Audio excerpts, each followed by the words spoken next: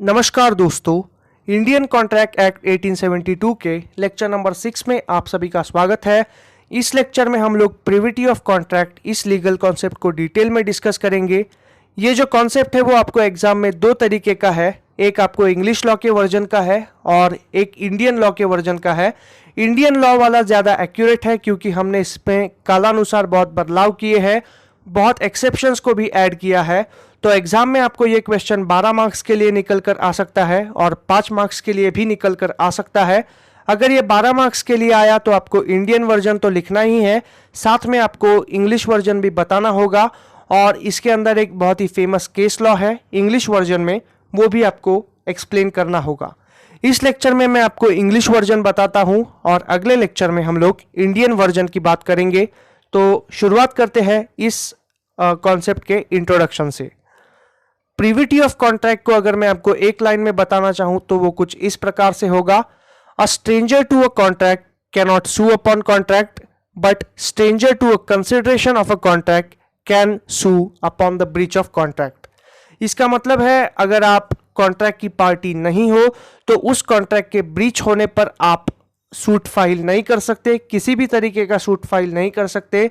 लेकिन अगर आप उस कॉन्ट्रैक्ट के सब्जेक्ट मैटर या फिर कंसिडरेशन से स्ट्रेंजर हो, यानी आपको पता नहीं है कि उसका कंसिडरेशन क्या है और आप उस कॉन्ट्रैक्ट की पार्टी हो, तो आप सूट फाइल कर सकते हो even though you are stranger to the consideration of that contract.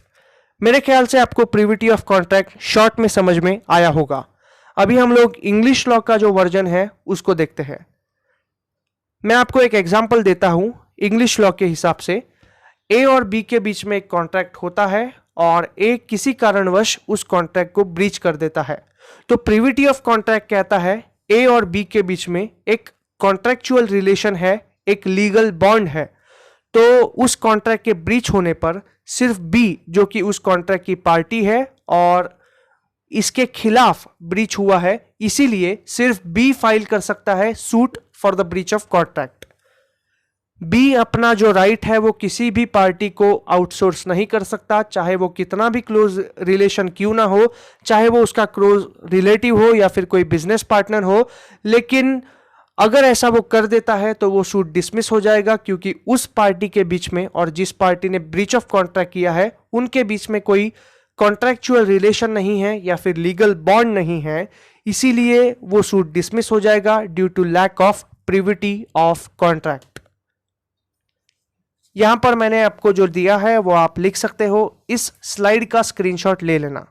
Under English law, a person who is not a party to a contract can not sue upon the breach of contract. इसका एक बहुत ही famous case law है, English case law है वो, Dunlop pneumatic tyres company limited versus Selfridge company limited. ये जो case law है वो 1915 में हुआ था। मैं इस केस को आपको बहुत ही शॉर्ट में समझा देता हूं।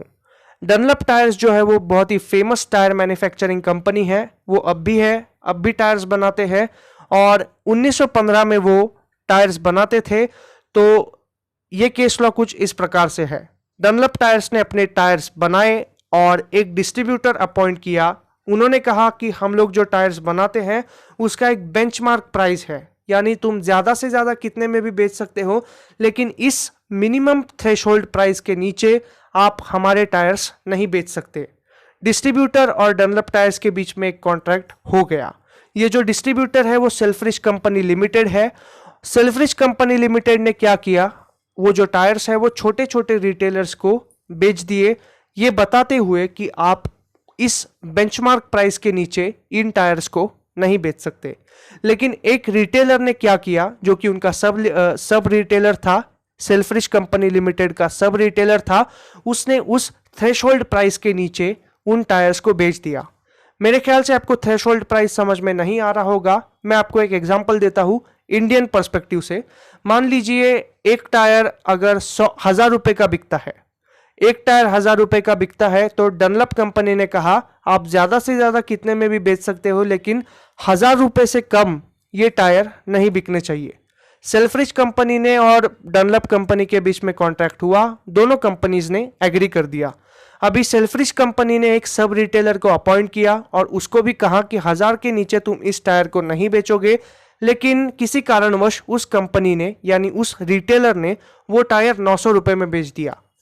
अभी डनलप कंपनी ने उस रिटेलर के खिलाफ जिसने 900 रुपए में वो टायर बेचा है उसके खिलाफ सिविल सूट फाइल कर दिया for the breach of contract, ये कारण देते हुए कि टायर तो हमारे ही है, तो हमारा उस रिटेलर के खिलाफ सूट फाइल करने का जो एम है वो सक्सेसफुल होना चाहिए, क्योंकि सब्जेक्ट मैटर तो हमारा ही है, हम ही उस टायर को मैन्युफैक्चर करते हैं और थ्रेशोल्ड प्राइस भी हमने ही बनाया।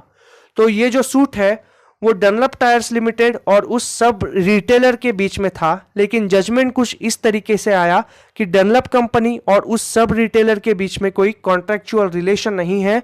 सो प्रिविटी ऑफ कॉन्ट्रैक्ट इस डॉक्ट्राइन की वजह से उनका जो सूट है वो रिजेक्ट हो गया।